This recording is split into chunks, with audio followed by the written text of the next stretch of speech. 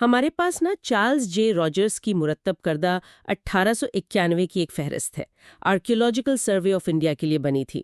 یہ اس وقت قصور اور اس کے آس پاس جو بھی تاریخی جگہ تھیں ان کا ایک طرح سے سرکاری ریکارڈ ہے۔ بالکل، یہ فہرست تو ایک ٹائم کیپسول جیسی ہے۔ ہمیں اندازہ ہوتا ہے کہ آج سے کوئی 125 سال پہلے قصور کیسا تھا، کون سی عمارتیں اہم سمجھی جاتی تھیں۔ اس میں آپ کو مغل، سکھ اور پھر ظاہر ہے اس وقت کے برطانوی دور سب کے اثرات نظر آئیں گے۔ ہاں، لیکن یہ بات بھی اہم ہے نا کہ یہ لکھی کس نے ہے؟ جی بالکل، یہ ایک برطانوی نو آبادیاتی افسر کی نظر سے لکھی گئی دستاویز ہے، تو ان کا جو نقطہ نظر ہے وہ لازمی نہیں کہ مکمل طور پر غیر جانبدار ہو۔ تو آج ہم یہی کوشش کریں گے کہ صرف یہ نہ دیکھیں کہ کیا کیا تھا، بلکہ یہ سمجھیں کہ راجرز نے ان جگہوں کو کیسے دیکھا، ان کی حالت کیا تھی، کیا معلومات درج کی انہوں نے۔ مقبرے ہیں، مسجدیں، قلعے، مندر، کچھ چل رہے تھے، کچھ بالکل ویران، اور کچھ تو بالکل ہی نئے استعمال میں آ چکے تھے۔ ہاں۔ تو آئیے اس دستاویز کی مدد سے قصور کی تاریخ کی اس پرت کو ذرا کھولتے ہیں۔ فہرست شروع ہوتی ہے میاں حاجی آغا صاحب کی چوکنڈی سے۔ راجرز نے تاریخ تعمیر لکھی ہے 1404 عیسوی، لیکن ساتھ میں ایک نوٹ بھی دیا ہے 904 ہجری کا، یعنی 1498-99 عیسوی۔ جی، یہ تاریخ والی بات دلچسپ ہے۔ 904 ہجری غالباً زیادہ درست لگتی ہے، کیونکہ وہ سکندر لودھی کا زمانہ بنتا ہے۔ لودھی تو مغلوں سے پہلے تھے نا، اچھا؟ تو یہ لودھی دور کی نشانی ہے۔ جی، اور اہم بات یہ کہ 1891 میں بھی یہ جگہ فعال تھی، لوگ نذرانے پیش کرتے تھے اور اسی سے منتظمین کا گزارا چلتا تھا۔ تو یہ چوکنڈی کیا چیز ہوتی ہے؟ کوئی خاص طرز تعمیر ہے یہ؟ جی ہاں، یہ سندھ اور جنوبی پنجاب میں کافی عام ہے۔ ایک اونچے چبوترے پر بنی چھوٹی چوکور عمارت ہوتی ہے اور اوپر اکثر گنبد یا چھتری بنی ہوتی ہے۔ اچھا، تو اس کا مطلب ہے کہ یہ مزار اس وقت بھی مقامی لوگوں کے لیے اہم تھا۔ بالکل، لودھی دور کی نشانی کا اتنے عرصے بعد بھی فعال رہنا یہ واقعی قابل ذکر بات ہے۔ صحیح۔ اچھا، اگلا ذکر ہے وکیل خان کے گنبد کا، یہ شاہجہاں کے دور میں بنا۔ جی، راجرز لکھتے ہیں کہ بالکل سادہ تھا، کوئی نقش و نگار نہیں تھے، لیکن سب سے حیران کن بات جو مجھے لگی وہ یہ کہ 1891 میں یہ مقامی اسسٹنٹ کمشنر جو انگریز افسر تھا، اس کی رہائش گاہ اور کچہری کے طور پر استعمال ہو رہا تھا۔ ارے جی ہاں، اور حکومت اس کی مرمت بھی کرواتی تھی۔ یہ تو اڈیپٹیو ری یوز کی بہترین مثال ہے۔ مطلب ایک تاریخی عمارت کو بالکل نئے مقصد کے لیے استعمال کرنا۔ بظاہر تو لگتا ہے کہ چلو عمارت محفوظ ہو گئی، حکومت مرمت کروا رہی ہے۔ ہاں، خیال تو یہی آتا ہے۔ لیکن اگر گہرائی میں دیکھیں تو ایک مغل دور کے مقبرے کا سرکاری دفتر بن جانا یہ بہت کچھ کہتا ہے۔ یہ صرف جگہ کی کمی کا مسئلہ نہیں تھا شاید، اس میں کہیں نہ کہیں وہ سابقہ طاقت کی نشانیوں کو اپنی انتظامی ضرورتوں کے تابع کرنے والا پہلو بھی ہو سکتا ہے۔ مطلب اس کی جو اصل ثقافتی یا تاریخی شناخت تھی وہ تو ختم ہو گئی؟ بالکل، وہ تو بالکل ہی بدل گئی۔ تو کیا اس طرح کا اڈیپٹیو ری یوز اس زمانے میں عام بات تھی؟ کیا دوسری عمارتوں کے ساتھ بھی ایسا ہو رہا تھا؟ ہاں، یہ کافی عام تھا، خاص طور پر مغل یا سکھ دور کی وہ عمارتیں جو براہ راست مذہبی استعمال میں نہیں تھیں یا جن کے وارث یا نگراں یوں سمجھے کمزور پڑ چکے تھے۔ قلعے ہیں، سرائیں ہیں، بڑے مقبرے، دیوان خانے، ان کو اکثر سرکاری دفتر، رہائش گاہیں، ڈاک بنگلے، یہاں تک کہ مشنری اداروں کو بھی دے دیا جاتا تھا۔ ہم آگے دیکھیں گے نواب قطب خان کے دیوان خانے کا بھی ذکر آئے گا۔ اچھا، تو یہ نوآبادیاتی انتظامیہ کا ایک طرح سے معمول کا طریقہ تھا۔ صحیح۔ اچھا، فہرست میں آگے بڑھتے ہیں۔ بابا بلے شاہ کا مقبرہ، جی تاریخ تعمیر 1783 عیسوی بتائی گئی ہے۔ جی، راجرز کے مطابق یہ بہت اچھی حالت میں تھا اور یہاں سالانہ میلہ بھی لگتا تھا۔ جی، یہ تو وکیل خاں کے مقبرے سے بالکل الٹ صورتحال ہے۔ اور یہ فرق بہت اہم ہے۔ بابا بلے شاہ تو پنجاب کے مقبول ترین صوفی شاعروں اور بزرگوں میں سے ہیں۔ ان کے مزار کی اچھی حالت، سالانہ میلے کا جاری رہنا یہ ظاہر کرتا ہے کہ ان کی عوامی مقبولیت اور عقیدت مندی 19ویں صدی کے آخر میں بھی کتنی زیادہ تھی۔ یہاں مقامی کمیونٹی کی ایک مضبوط وابستگی تھی۔ تو اس وجہ سے یہ جگہ محفوظ بھی رہی اور ایک زندہ ثقافتی مرکز بھی بنی رہی؟ بالکل، اس کا مطلب یہ نکلا کہ جن مقامات کی سماجی اور مذہبی جڑیں گہری تھیں نا، وہ نوآبادیاتی دور کے اثرات سے یا نظر انداز کیے جانے سے بہتر طور پر محفوظ رہیں۔ بات تو سمجھ میں آتی ہے۔ پھر ایک بہت ہی مختصر سا ذکر ہے مرزا روح اللہ بیگ کے مقبرے کا، قصور سے آدھا میل مغرب میں۔ بس اتنا لکھا ہے کہ ایک غیر آراستہ قبر ہے، زیادہ کچھ نہیں۔ ہاں، اس کی سادگی شاید یہی بتاتی ہے کہ یہ کوئی نجی خاندانی یادگار ہوگی، کوئی عوامی زیارتگاہ نہیں تھی۔ اسی لیے شاید اس پر کوئی خاص تعمیراتی توجہ نہیں دی گئی، اور نہ ہی راجرز نے اسے زیادہ اہمیت دی۔ ٹھیک۔ اس کے بعد صدر دیوان کی چوکنڈی، قصور سے 2 میل دور، یہ بھی شاہجہاں کے دور کی ہے، تقریباً 1658 عیسوی، اور اچھی حالت میں تھی۔ دلچسپ بات یہ ہے کہ اس کی دیکھ بھال مزار کے منتظمین کرتے تھے۔ یہ صدر دیوان کون سا عہدہ تھا مغل دور میں؟ صدر دیوان مغل صوبائی انتظامیہ میں بہت بڑا عہدہ تھا، بہت اہم۔ یہ عموماً صوبے کے جو مالیاتی اور محصولات کے معاملات ہوتے تھے نا، ان کا نگران ہوتا تھا۔ آج کے حساب سے چیف فائنینشل یا ریونیو آفیسر سمجھ لیں۔ بہت طاقتور پوزیشن تھی۔ اچھا، تو پھر سوال یہ ہے کہ اتنے بڑے مغل عہدیدار کی چوکنڈی کی دیکھ بھال 1891 میں مقامی منتظمین کیوں کر رہے تھے؟ ہاں، یہ سوال تو بنتا ہے۔ ہو سکتا ہے اس عہدیدار کا مقامی طور پر کوئی خاص احترام ہو، یا اس نے کوئی ایسا کام کیا ہو جس کی وجہ سے لوگ اس کی یادگار قائم رکھنا چاہتے ہوں، یا یہ بھی ممکن ہے کہ اس چوکنڈی کے ساتھ کوئی وقف جائیداد وغیرہ منسلک ہو جس کی آمدنی سے دیکھ بھال ہو رہی ہو۔ تو مطلب اس کی اچھی حالت کی وجہ شاید مقامی سرپرستی تھی؟ جی، لگتا تو یہی ہے۔ ٹھیک ہے۔ آخر میں مسلم مقبروں میں کھیم کرن میں شاہ شریف کی چوکنڈی کا ذکر ہے۔ یہ بہاگا شاہ نے بنوائی تھی، جو شاہ شریف کے مرید تھے۔ تاریخ تعمیر ادھوری ہے، 17 لکھا ہے، شاید 1700 کی دہائی کی بات ہے۔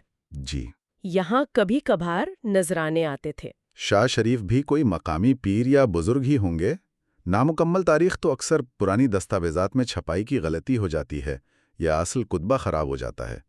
کبھی کبھار نذرانے سے اندازہ ہوتا ہے کہ یہ مزار شاید بابا بلے شاہ یا حاجی آغا صاحب جتنا مرکزی نہیں تھا، لیکن پھر بھی لوگ اسے بھولے نہیں تھے۔ شاید اس کی اہمیت ایک محدود حلقے تک تھی۔ جی، ہو سکتا ہے۔ مقبروں کے بعد راجرز نے 3 ایسی مسجدوں کا ذکر کیا ہے جو استعمال میں نہیں تھیں: عابد الحق مسجد شہر میں، دیندار خان مسجد قصور سے 2 میل دور، اور حاضر خان مسجد۔ تینوں کے بارے میں اس کا تبصرہ تقریباً ایک جیسا ہے: معمولی ہے، ویران ہے، اور تیزی سے کھنڈر بن رہی ہیں۔ اتنی ساری مسجدیں ویران کیوں ہو رہی تھی اس وقت؟ یہ ایک اہم سوال ہے۔ واقعی یہ مسجدیں یقیناً مغل دور کی یا شاید اس سے بھی پہلے کی ہوں گی۔ 1891 میں ان کی ویرانی کی کئی وجوہات ہو سکتی ہیں۔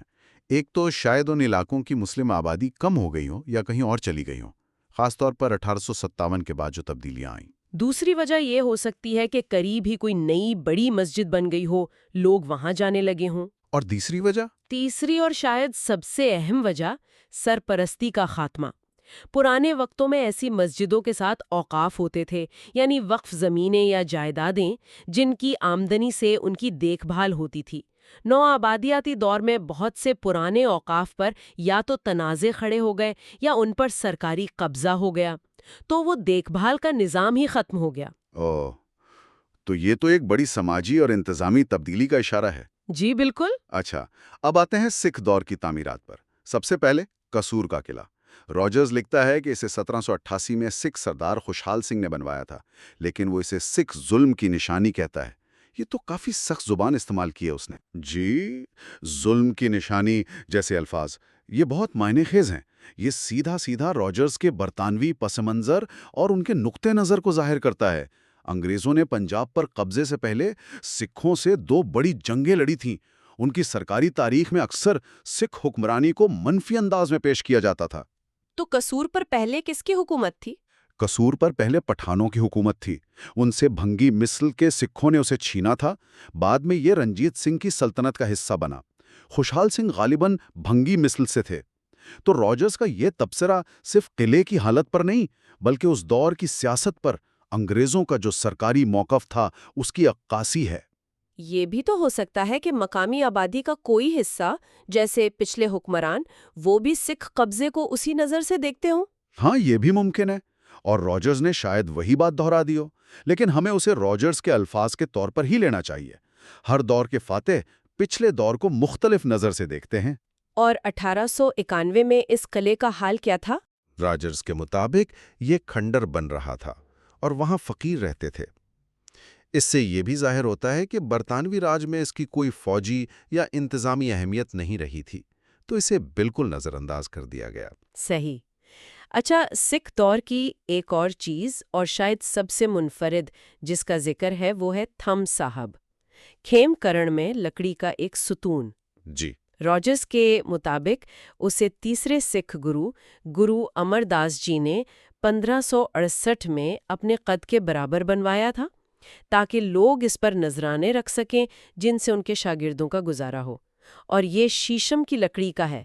یہ تو بہت ہی غیر معمولی بات لگتی ہے۔ واقعی یہ انتہائی غیر معمولی اور تاریخی لحاظ سے بہت بہت اہم ہے۔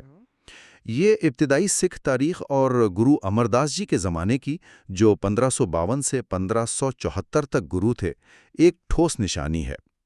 یہ صرف ایک ستون نہیں، یہ سکھ سنگت یعنی برادری کے معاشی اور سماجی ڈھانچے کی ایک علامت ہے۔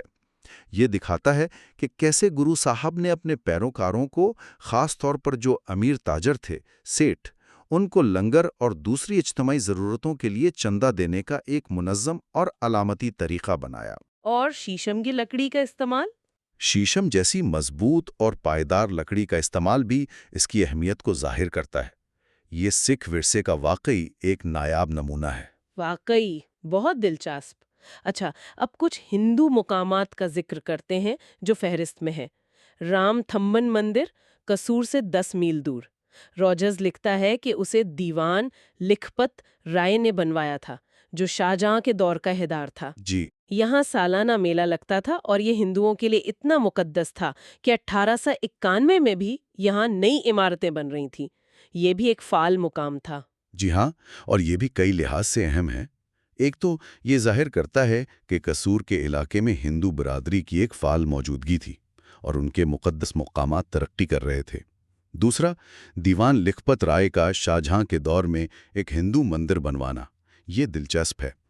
لکھپت رائے اور ان کے بھائی جسونت رائے، راجہ ٹوڈرمل، جو اکبر کے مشہور وزیر مال تھے، ان کے خاندان سے تھے اور خود بھی مغل دربار میں اہم عہدوں پر تھے۔ تو اس کا مطلب ہے کہ مغل دور میں بھی ہندو اہلکار اپنی عبادت گاہیں بنا سکتے تھے۔ لگتا تو یہی ہے، کم از کم کچھ ادوار اور علاقوں میں اعلیٰ عہدوں پر فائز ہندو اہلکار اپنی مذہبی رسومات ادا کرنے اور عبادت گاہیں تعمیر کرنے کے قابل تھے، اور اس مندر کا 19ویں صدی تک فعال رہنا اور پھیلنا یہ اس کی مستقل اہمیت کا ثبوت ہے۔ ایک اور ہندو مقام کا ذکر ہے، مائی داس کی سمادھی اور تالاب، نیرولی گاؤں میں قصور سے 12 میل دور۔ یہ 1644 میں بنے تھے اور یہاں بھی سالانہ میلہ لگتا تھا۔ یہ سمادھی کیا ہوتی ہے؟ سمادھی ہندو اور کبھی کبھی سکھ اور جین روایات میں بھی کسی بزرگ، سنت یا یوگی کی یاد میں بنائی گئی ایک یادگار ہوتی ہے، اکثر ان کی آخری رسومات کی جگہ پر۔ ایک طرح کا مزار ہی سمجھ لیں۔ ماہیداس یقیناً کوئی مقامی ہندو سنت یا قابل احترام شخصیت ہوں گے۔ اور ساتھ میں تالاب بھی تھا۔ جی، سمادھی کے ساتھ تالاب کا ہونا بہت عام ہے۔ مقدس مقامات پر پانی کو پاکیزگی کی علامت سمجھا جاتا ہے۔ تالاب سے یاتریوں کو اشنان یعنی غسل کرنے اور مذہبی رسومات ادا کرنے میں آسانی ہوتی ہے۔ اس مقام کا 1644 میں بننا یہ بھی شاہجہاں کا ہی دور ہے، اور 1891 میں فعال ہونا رام تھمن مندر کی طرح علاقے میں ہندو مذہبی زندگی کے تسلسل کو ظاہر کرتا ہے۔ ٹھیک ہے۔ اچھا، مذہبی مقامات کے علاوہ کچھ اور عمارتوں کا بھی ذکر ہے۔ نواب قطب خان کا دیوان خانہ قصور سے 1 میل دور۔ راجرز بتاتا ہے کہ یہ امریکن پریسبیٹیرین مشن کو بہت کم کرائے پر دیا گیا تھا۔ اچھا، جی، شرط یہ تھی کہ وہ اس کی مرمت کروائیں۔ یہ پھر وہی اڈیپٹیو ری یوز والی بات آ گئی۔ بالکل، یہ وکیل خان کے مقبرے والی کہانی کا ایک اور رخ ہے۔ یہاں ایک سابقہ نواب کا دیوان خانہ، جو شاید عوامی ملاقاتوں کی جگہ رہی ہوگی، وہ ایک غیر ملکی مشنری تنظیم کے استعمال میں آ گیا ہے۔ 19ویں صدی کے آخر میں پنجاب میں امریکن پریسبیٹیرین مشن اور دوسرے کئی مسیحی مشن بہت فعال تھے، خاص طور پر تعلیم اور صحت کے شعبوں میں۔ تو انہیں یہ عمارتیں آسانی سے مل جاتی تھیں؟ ہاں، اکثر ایسی پرانی خالی پڑی عمارتیں انہیں کم قیمت پر یا مفت میں استعمال کے لیے مل جاتی تھیں۔ اس سے مشن کو بھی اپنا کام شروع کرنے میں آسانی ہوتی تھی اور انتظامیہ کے لیے بھی عمارت کسی کام میں آ جاتی تھی۔ سمجھ گئی۔ کھیم کرن کمبوہا میں ایک باولی کا بھی ذکر ہے جو 1635 میں بنی، لیکن راجرز نے اس کے بارے میں زیادہ تفصیل نہیں لکھی، اندراز ادھورا سا ہے۔ یہ باولیاں ہوتی کیا ہے ویسے؟ باولیاں یا سیڑھیوں والے کنویں یہ بر صغیر کی پانی کی انجینئرنگ کا ایک شاندار نمونہ ہے۔ یہ صرف زمین میں گڑھا کھود کر پانی نکالنے کی جگہ نہیں ہوتی، یہ اکثر بہت پیچیدہ کئی منزلہ تعمیرات ہوتی تھیں جن میں نیچے پانی کی سطح تک خوبصورت سیڑھیاں اترتی تھیں۔ ان کے اطراف میں اکثر برآمدے، کمرے، نقش و نگار بھی ہوتے تھے۔ تو یہ صرف پانی کے لیے نہیں تھی؟ نہیں، یہ پینے کے پانی کا ذریعہ تو تھی ہی، ساتھ میں گرمیوں میں ٹھنڈک حاصل کرنے، مسافروں کے آرام کرنے اور سماجی میل جول، خاص طور پر خواتین کے لیے اہم مراکز بھی تھی۔ 1635 کا سن تعمیر یہ بھی شاہجہاں کا دور ہے، بتاتا ہے کہ یہ مغل فن تعمیر اور شہری منصوبہ بندی کا حصہ تھی۔ کمبوہا کا ذکر شاید اس علاقے کی کمبوہا برادری کی طرف اشارہ ہے۔ افسوس کہ راجرز نے اس پر زیادہ نہیں لکھا۔ ہاں واقعی۔ اچھا، اور آخر میں ایک آثار قدیمہ کے حوالے سے دلچسپ مقام ہے ہجبل پور پتی، قصور سے 25 میل دور۔ راجرز اسے ایک بہت پرانی بستی بتاتا ہے جو ایک ٹیلے پر آباد ہے۔ ٹیلے کی اونچائی سے اس نے اندازہ لگایا کہ یہ بدھ مت کے دور کا ہو سکتا ہے۔ جی، اور اس نے یہ بھی واضح کیا کہ یہ وہ جگہ نہیں جسے جنرل کنگم نے غلطی سے چائنا پتی کہا تھا۔ یہ کنگم کی غلطی کو ٹھیک کرنا کیوں ضروری سمجھا اس نے؟ یہ نکتہ اس وقت کے آثار قدیمہ کے جو طریقے تھے نا، ان پر روشنی ڈالتا ہے۔ جنرل الیگزینڈر کننگھم وہ آرکیولوجیکل سروے آف انڈیا کے پہلے ڈائریکٹر جنرل تھے اور انہیں ہندوستان میں آثار قدیمہ کا بانی سمجھا جاتا ہے۔ انہوں نے بہت سے مقامات کی شناخت کی تھی جن میں سے کچھ بعد میں غلط بھی ثابت ہوئیں۔ تو راجرز کا کننگھم کی شناخت کو رد کرنا اور اپنی رائے دینا کہ یہ بدھ مت کا مقام ہو سکتا ہے، یہ ظاہر کرتا ہے کہ 19ویں صدی کے آخر میں بھی آثار قدیمہ ایک ترقی کرتا ہوا شعبہ تھا۔ ماہرین مشاہدہ، قیاس آرائی اور دوسرے ماہرین کے کام پر تنقید اور تصحیح کے ذریعے علم کو آگے بڑھا رہے تھے۔ اور ٹیلوں کو بدھ مت کے مقامات سمجھنا عام تھا؟ جی، اس دور میں بڑے ٹیلوں کو اکثر قدیم بستیوں، خاص طور پر بدھ مت کے استوپوں اور خانقاہوں کی بقیات سمجھا جاتا تھا، کیونکہ وہ اکثر بلند ٹیلوں کی شکل میں ہی ملتے ہیں۔ تو اگر ہم ان تمام مقامات کو اکٹھا دیکھیں جو راجرز نے درج کیے ہیں تو قصور کی تاریخ کی کیسی تصویر ابھرتی ہے؟ دیوان خانے، باولیاں، ان میں سے کچھ جیسے صدر دیوان کی چوکنڈی مقامی سرپرستی میں قائم تھے، تو کچھ جیسے وکیل خان کا مقبرہ یا نواب کا دیوان خانہ وہ نوآبادیاتی انتظامیہ نے نئے استعمال میں لے لیے تھے، اور کچھ مسجدیں ویران ہو رہی تھیں۔ اور پھر سکھ دور؟ جی، پھر سکھ دور کی اہم یادگاریں ہیں قلعہ جسے انگریز ایک خاص نظر سے دیکھتے تھے، اور تھم صاحب جیسی بالکل منفرد ثقافتی نشانی، اور ساتھ ہی ساتھ ہندو برادری کے فعال اور ترقی کرتے ہوئے مندر اور سمادھیاں بھی موجود ہیں۔ یہ سب ایک ہی وقت میں 1891 میں ایک ہی علاقے میں تھا۔ یہ واقعی ایک دلچسپ مرکب ہے۔ تو اہم بات یہ نکلتی ہے کہ تاریخ صرف بنتی اور مٹی نہیں، بلکہ اس کی جو باقیات ہیں وہ مختلف شکلوں میں زندہ رہتی ہیں۔ کچھ جگہیں اپنی اصل شناخت کھو دیتی ہیں، کچھ نئی شکل اختیار کر لیتی ہیں، اور کچھ اپنی پرانی حیثیت برقرار رکھتی ہیں۔ بالکل، اور ان کی بقا یا تبدیلی کا انحصار بہت سے عوامل پر ہوتا ہے۔ مقامی کمیونٹی کی وابستگی، مذہبی یا ثقافتی اہمیت، سیاسی سرپرستی ہے یا نہیں، اور وقت کی انتظامی ضرورتیں۔ راجرز کی یہ فہرست ہمیں ان تمام عوامل کا کھیل قصور کے منظرنامے پر دکھاتی ہے۔ اور راجرز کا اپنا نقطہ نظر؟ ہاں، یہ بھی اہم ہے کہ راجرز کا اپنا نقطہ نظر، جیسے قلعے کے بارے میں اس کی زبان، وہ خود ایک تاریخی حقیقت ہے جو ہمیں اس دور کی سوچ کے بارے میں بتاتی ہے۔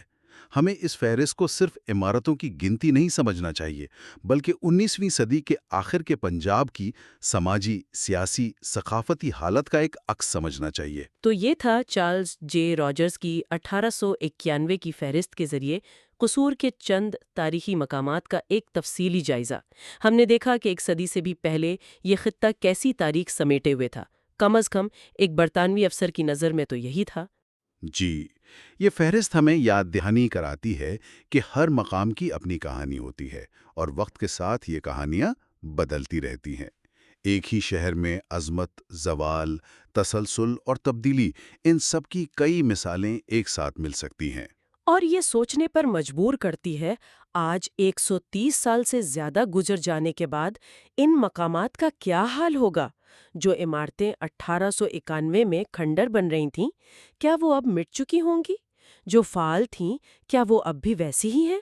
اور سب سے اہم، وہ کون سی کہانیاں، کون سے مقامات، کون سے لوگ تھے جو راجرز کی اس فہرست میں جگہ نہ بنا سکیں، لیکن قصور کی تاریخ کا اتنا ہی اہم حصہ تھے؟